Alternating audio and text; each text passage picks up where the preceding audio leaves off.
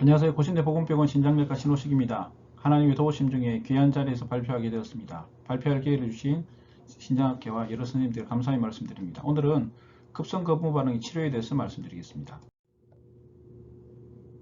서론과 진단, 그리고 세포맥에선 거부 반응의 치료, 항체맥에선 거부 반응의 치료, 또 마무리로 진행하겠습니다. 이식신장 기능 부전의 초기 요인과 후기 요인에 대한 내용입니다. 보통 면역학적으로 이식 후에 1년 이내에 발생한 거부 반응을 보통 급성 거부 반응이라고 하고 있습니다.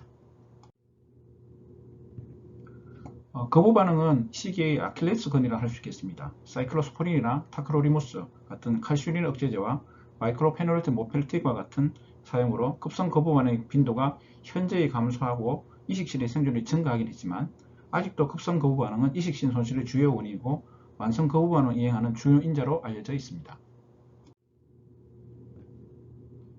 인덕션 약제에 따른 이식 후 1년까지 급성 거부 반응 인시던스를 보시게 되면 인터루킨2 리셉터 아고니스트의 경우는 8% 이상, 그 다음에 ATG 같은 T셀 디프레션 약제의 경우 6%가량의 인시던스를 보여주고 있습니다.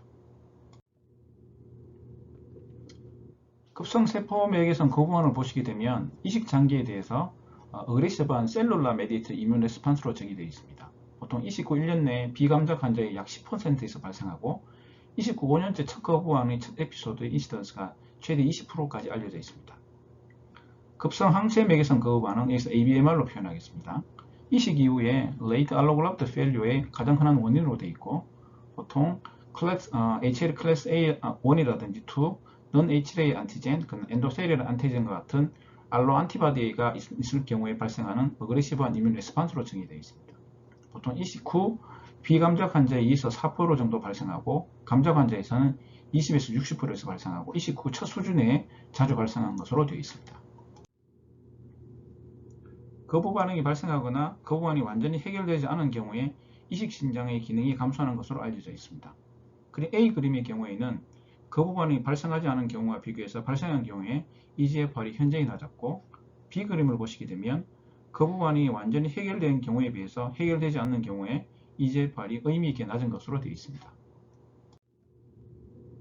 급성 거부 반응의 위험 인자들을 보시게 되면 고위험군에서는 수혈, 임신, 제이식과 같은 감작 상태와 그 다음에 딜레이드 그라프트 펑션, HL 불일치, 교차 반응 양성, 그 다음에 혈액형 불일치, 스테로이드를 중단하거나 회피하는 경우, 그 다음에 APN이라든지 CMV라든지 감염, 이전 거부 반응의 경험 등이 위험 인자로 알려져 있습니다.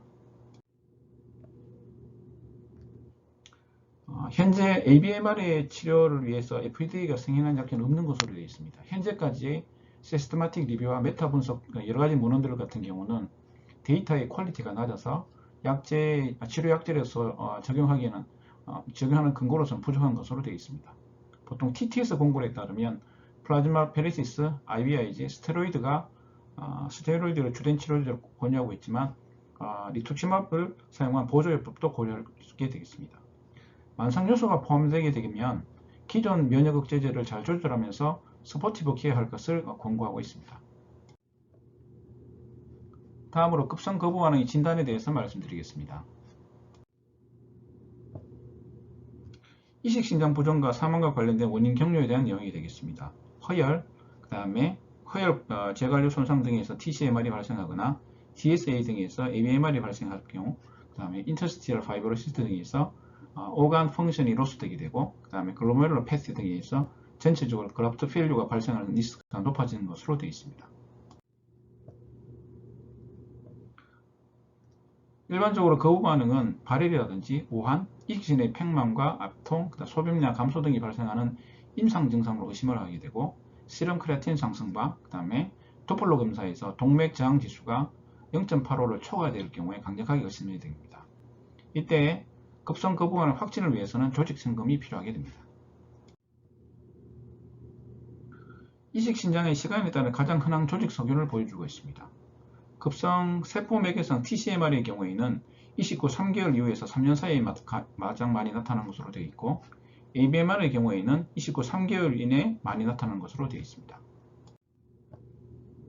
순수한 폼의 TCMR과 AMR 형태에 대해 차이점을 보시게 되면 AMR의 경우에는 시럼 내에 DSA가 있고 튜볼리티스가 없고 그 다음에 사고체 모세혈관과 페리튜뷸러 모세혈관 내 호중구가 있고 C4D가 보통 염색되는 것이 차이점으로 되어 있습니다. 세포맥에선 거부반응 기전에 대한 내용이 되겠습니다. 먼저 CD4 mediated delayed 타입의 hypersensitivity 타입을 보시게 되면 T헬파 1 세포를 통해서 innate 셀을 모여들게 하고 여기서 인터루킨 2라든지 인터페론 감마 등이 프로인플라메이터리 사이토카인이 방출되게 됩니다. 다음으로는 CD4 mediated 사이토톡시스트를 보시게 되면 APC와 그 다음에 T헬파 셀에 의해서 활성화되게 되고 MHC 클래스 1을 인지하고 펄포닌이라든지 그란자인 B, 파스 리간다를 통해서 사이토톡시스트를 나타나게 됩니다. 급성 T세포 매개성 거부반응 기전을 좀 더 자세히 보시게 되면 T세포는 림프오관에서 활성화된 후에 이식오관으로 들어오게 되고 튜브를 침범한 T세포 같은 경우는 TCMR을 일으키게 됩니다. 임상 증상을 다양하고 보통 무증상이지만 올리고리아나 그 다음에 문효가 발생하게 됩니다. 통상은 시럼 크레아틴이 0.4 이상 증가 시에는 급성 거부 반응이 발생한 것으로 임상적으로 판단하게 됩니다. 반복 기준에 의한 TCMR을 분류로 보시게 되면 원A의 경우에는 실제로 25% 이상에서 간질 염증 소견을 보이고 섹션당 T세포가 4개 이상 침범하거나 원B의 경우에는 앞에 1A에 대해서 10개 이상 침범하거나 2A의 경우에는 최소 하나의 아테리아 섹션에서 경증에서 중등증 동맥염이 동반된 경우 2B의 경우는 루미널 L의 25% 이상 손실과 연관된 중증 동맥염이 있거나 타입 3의 경우에는 트랜스뮤랄 아테레스가 동반되어 있습니다. 신장 이식에서 급성 세포맥에서 TCMR의 중요한 역할을 면역세포는 무엇일까요? 네, 맞습니다. T세포가 되겠고, 그다음 두 번째로 급성 세포맥에선 거부반응에서 중요한 세포 타겟은 무엇일까요? 예, 튜블러 셀이 되겠습니다. 다음으로는 항체 맥에선 거부반응 기전을 말씀드리겠습니다. 크게 보시면 보체가 활성화되어 내피세포를 손상하거나 다이렉트하게 엔도셀룰 셀을 액티베이션 시키거나 마크로파지나 그 다음에 NK세포에 발현되는 FC 리셉터를 통해서 안티바디 메디에이티드 사이토톡시시티를 일으키는 것이 기전으로 되어 있습니다.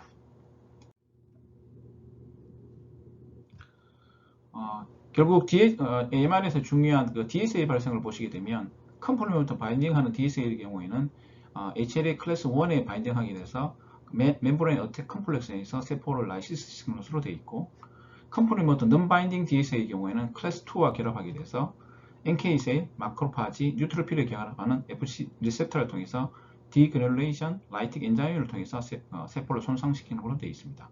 또 하나의 기전은 직접 자극하는 것도 기전으로 알려져 있습니다. 그리고 드너버 DSA가 있을 경우에는 이식 후 10년째 이식직 생존율이 40% 가까이가 차이 나는 것으로 되어 있어서 드너버 DSA가 관리하는 것이 중요하다고 하겠습니다. AMR의 센트럴 피처의 경우에는 마이크로베스큘라 세포의 내피세포 손상이 중요 피처가 되겠습니다. 통상은 CD4 양성 ABMR과 네거티브 ABMR의 공통적인 것을 보시게 되면 인터페론 감마의 효과, 엔도셀룰 액티베이션, 루코사이트 리크루트먼트, FC 리셉터, 플레이트리스의 공통 기준으로 되어 있습니다.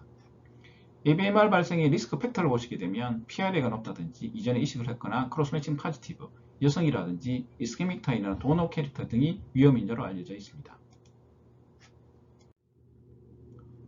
형태학적인 조직 소견을 보시게 되면 타입 1 같은 경우는 ATN 조직 확장 소견을 보내고 타입 2 같은 경우는 캐피러리 글로메룰로파라이티스, 그 다음 타입 3 같은 경우는 아테리얼 트랜스뮤럴 인플라메이션이나 파이브러리 체인지를 보이게 됩니다. 면역학적으로는 C4D가 침착되게 되고 혈청학적으로는 도너 HLA나 도너 엔도셀룰 안티젠이 보이거나 이런 것들이 증거로 알려져 있습니다.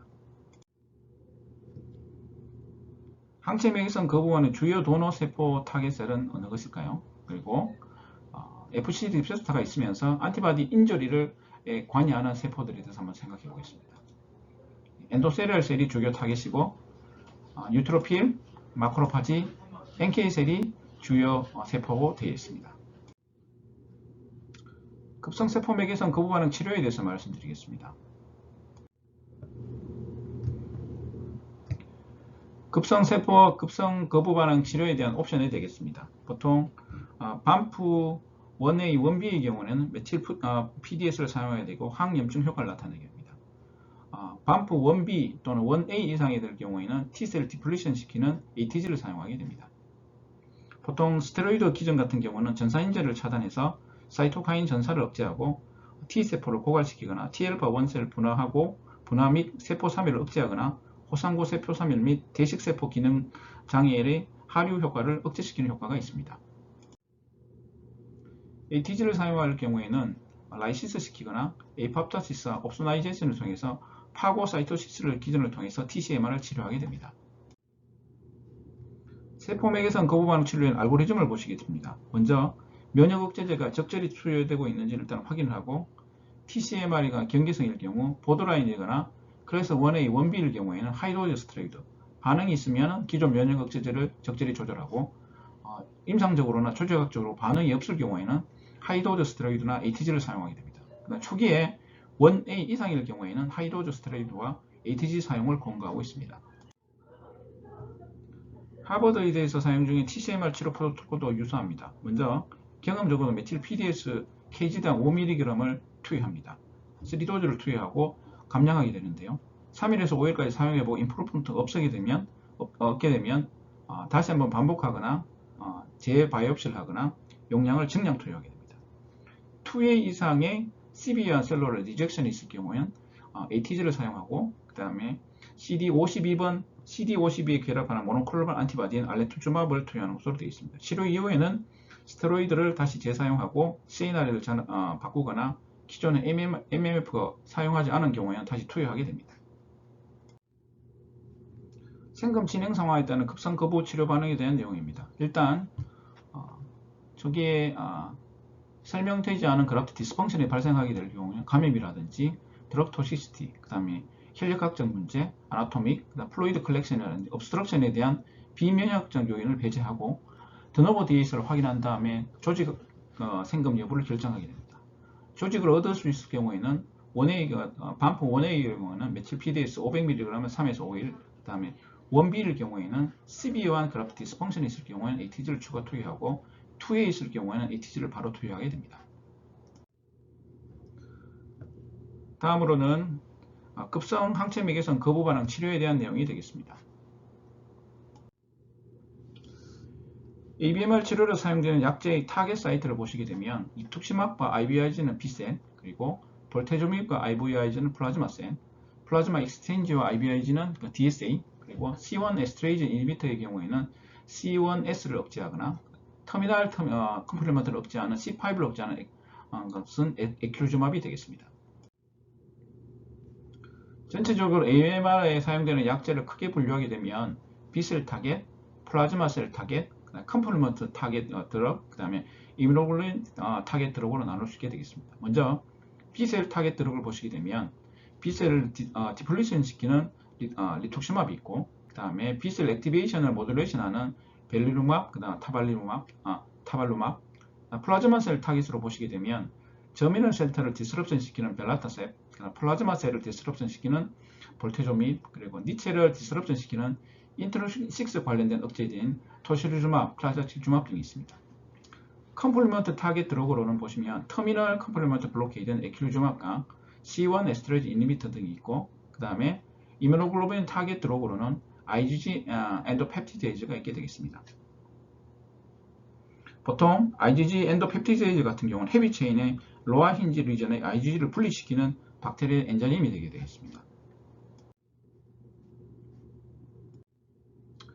다음으로는 항체 맥에선 거부하는 치료 조건을 보시게 되면 APC에 의해서 알로 안티바디가 CD4 T셀에 제시되게 되고, 나중에 인터루킨 6, 21 액티베이션을 통해서 B셀을 증폭시키는 폴리큘라 T 헬퍼 셀이 성숙되게 되고, 결국은 B세포의 증식, 그 다음에 플라즈마 셀을 항체를 만들어내는 플라즈마 셀이 만들어지게 됩니다. 인터루킨 C를 억제하는 약제를 투여하게 되면 첫 번째로 저미널 센터의 액티비티를 디스럽션 시켜서 폴리큘라 T 헬퍼 셀과 T 헬퍼 세포틴 셀을 억제하게 되고, 면역 관역에 관련한 B렉과 T렉 셀이 증가하게 됩니다. 두 번째로는 플라즈마 블라스트와 플라즈마 셀에 플라즈마 셀에 발생하는 IgG 시크리션을 억제하게 되고, 그 다음에 클래스 2 펩타이드의 하이 어피니티를 보이는 IgG 안티바이드를 억제하는 효과를 가지게 되어서 인터루킨 6를 억제하는 것이 거부 반응에서 중요한 역할을 하게 되겠습니다. 결국은 ABMR에서 중요한 게 DSA의 제거가 되겠습니다. 크게 보시면 플라즈마 페레시스로 안티바디를 제거할 수 있는데요. 보통 이 플라즈마 페레시스는 이뮤노글로빈 제거에 특이적이지는 않고 이후에 리바운드 발생하는 단점이 있습니다. 다음으로는 프리비셀과 머추어 B셀, 안티바디 프로덕션을 억제하는 기전이 있는데요. 프리비셀과 머추어 림포사이트의 안티 CD20을 발현하는 이 두 세포에 발현하는 억제하는 리투시맙이 있습니다. 보통 그런데 결국 제일 중요한 안티바디를 생산하는 플라즈마 셀 같은 경우는 CD20을 발현하지 않기 때문에 약제가 효과가 없습니다. 다음으로는 프로테오점 이니비터인 볼테조빔의 경우는 플라즈마 셀의 에이포토시스를 인듀싱 시키는 것으로 되어 있습니다. 다음으로 안티바디 인액티베이션을 관여하는 컴플리먼트 이니비션, 인리피데이즈, 인터루킨 6 안티바디 등이 중요한 기준으로 약제들로 사용되어지고 있습니다. 다음으로는 IVIG 같은 경우는 그 안티-이디오타입 안티바디를 통해서 안티-이디오타입ik 안티바디를 통해서 서큘레이팅 안티-HLA 안티바디를 중화시키는 효과가 있고요.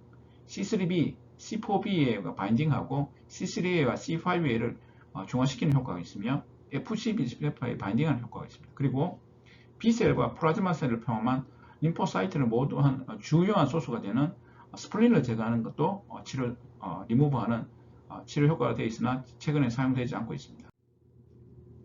다음으로는 하버드 의대에서 사용된 ABMR 치료 프로토콜을 보시게 됩니다. 퍼스트 라인의 경우에는 보통 플라즈마 페리시스와 IVIG를 사용하게 됩니다.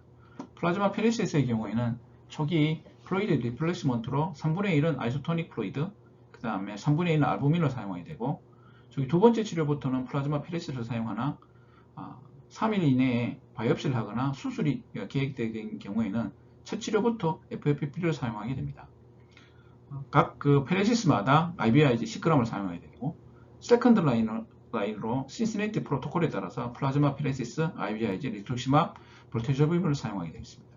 서드 라인으로는 안티 컴플리먼트 이니비터를 에큐주마로 사용하게 됩니다. 총 8차례를 사용하는데 1차적으로 4번 투여한 이후에 현재 상태를 분석해서 추가 계속적인 치료 여부를 결정하게 되고, 그 다음에 예방적인 항생제를 투여하는 것으로 되어 있습니다. 플라즈마 익스체인지, 앞에 말씀드렸던 ABMR 치료의 약제를 정리한 것이 되겠습니다. 플라즈마 익스체인지 같은 경우는 항체를 제거하는데요. 보통 매일 또는 이틀에 한 번씩 2번 내지 5번씩 하고 IVIG와 동시에 투여하는 것으로 되어 있습니다. IVIG는 안티바디를 억제하는 것으로 되어 있는데요. 보통 플라즈마 익스체인지 이후에 kg당 100에서 200mg을 투여합니다. 리투시밤은 안티-CDC B셀 이니비션 하는 효과가 있고, 플라즈마 익스체인지 IVIG와 함께 스케마테당 375mg을 투여합니다. 볼테조빔은 플라즈마 셀을 억제하는데요. 보통 1, 2주에 걸쳐서 스케마테당 1.3mg을 4번 투여하고, 보통 플라즈마 익스체인지 IVIG를 함께 투여하는 것으로 되어 있습니다. 항체 매개선 거부 반응 치료에 대한 알고리즘이 되겠습니다. 이식 이내 한 달 이내가 되게 되면, 이식한 지 한 달 이내면 플라즈마 페레시스, IVIG, 하이도즈 스테로이드를 기본으로 필요시에 리투시맙과 에큐리즈맙을 투여하는 것으로 되어 있습니다. 한 달 이상 되더라도 만성 변화가 없을 경우 드노보 디에이스가 있으면은 앞에 말씀드렸던 플라즈마 페레시스, IVIG, 하이도즈 스테로이드, 리투시맙을 필요한 거 다 사용하거나 필요한 경우에 하나만 사용할 수 있게 되겠습니다. 프리-existing DSA가 있을 경우에는 플라즈마 페레시스, IVIG, 하이도즈 스테로이드를 기본으로 하고 필요시 리투시맙을 투여하게 됩니다. 생금 진행 상황에 대한 급성 거부 반응 치료에 대한 내용이 되겠습니다. 보통 아까 앞에 말씀드린 비면역학적 요인이 제거하게 되고 바이옵시상에서 ABMR이 확인되게 되면 플라즈마 페레시스 5번, 혈전 교환술, 시행 이후에 IVIG kg당 100에서 200mg, 그리고 마지막 치료 후에 리투시맙을 투여하게 되고, TCR이 동반되어 있으면 TCR 치료를 시행하게 됩니다. 마무리하겠습니다. 급성 거부 반응 이식신 기능 소실과 이식신 소실의 중요한 원인으로 알려져 있습니다. 급성 거부 반응은 급성 항체 매개선 거부 반응과 세포 매개선 거부 반응으로 나눠지게 됩니다. 급성 세포성 거부 반응 치료는 스테로이드 충격요법을 기본으로 하고 반응하지 않을 경우에는 ATG를 투여하게 됩니다. 급성 항체 매개선 거부 반응 치료의 경우에는 혈장 교환술과 리투ξ마브 투여가 치료의 근간으로 되어 있고, 급성 거부 반응 치료의 결정 인자로는 드노버 DSA 여부와 신생검 시행 여부가 결정 인자로 되어 있습니다. 급성 세포 매개선 거부 반응을 보시게 되면 림포사이트와 마크로파지가 주로 관여하는 세포로 되어 있고, CD8 mediated cytotoxicity와 CD4 mediated cytokine secretion, 마크로파지 리크루트먼트가 주요 손상 기전으로 되어 있습니다. 튜블로 인터스티튬이 주로 손상받는 것으로 되어 있고, 치료는 앞에 말씀드렸다시피 고영양 스테로이드를 기본으로 하고 중증일 경우에는 ATG를 투여하게 됩니다. 급성 항체 매개선 거부 반응을 보시게 되면 이식 장기에 대한 알로 안티바디에 발생한 면역 반응이 정의로 되어 있고, 다이렉트 안티바디 메디에이티드 인주리라든지 보체 활성화 또는 FC 메디에이티드 사이토톡시시티가 기준으로 되어 있습니다.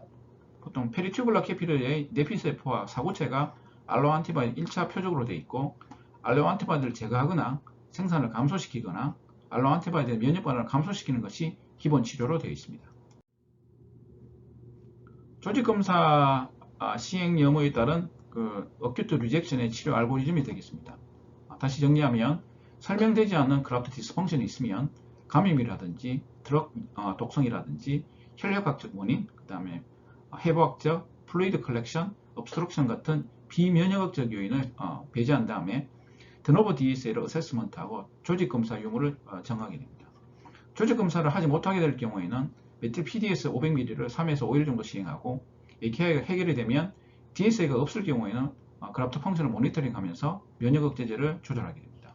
DSA가 있으면 조직검사를 고려하게 되고, AKI가 해결이 안 된다. 근데 DSA가 있을 경우에는 임상적으로 경험적으로 플라즈마 익스체인지와 IVIG를 시행하게 되고, 필요시 시비어 디스펑션이 있을 경우에는 ATG를 투여하고 조직검사를 고려합니다. DSA가 없을 경우에는 ATG를 5에서 7도주를 투여하고 바이옵시를 고려합니다. 바이옵시를 확보하게 될 경우에는 TCR의 경우에는 반프 1A의 경우에는 메틸 PDS 500ml를 3에서 5일 정도, 1B 같은 경우는 시비어한 그래프트 디스펑션이 있거나 회복될 때까지 ATG를 투여하거나 1A일 경우에는 ATG를 바로 투여하게 됩니다. AMR의 경우에는 플라즈마 익스텐지 5차례, IVIG를 같이 하면서 투여하고 필요시 마지막 치료에는 리투ξ마브를 투여하게 됩니다. 경청해 주셔서 감사합니다.